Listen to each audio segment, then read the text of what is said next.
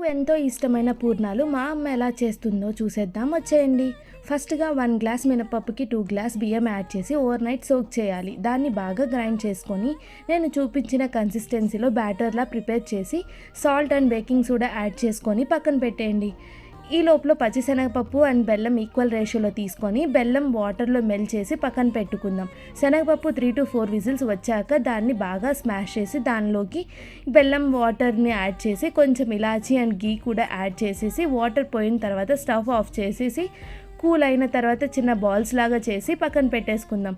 ముందుగా చేసిన బ్యాటర్లోకి డిప్ చేసి ఈ బాల్ని డీప్ ఫ్రై చేసుకోవడమే. అంతే, ఎంతో సింపుల్ అండ్ టేస్టీ ఎమ్మీ పూర్ణాలు రెడీ.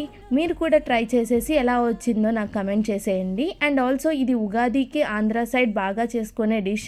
మీ సైడ్ ఉగాదికి ఏ డిష్ ఫేమస్, ఏ డిష్ బాగా చేస్తారో కమెంట్ చేసేయండి.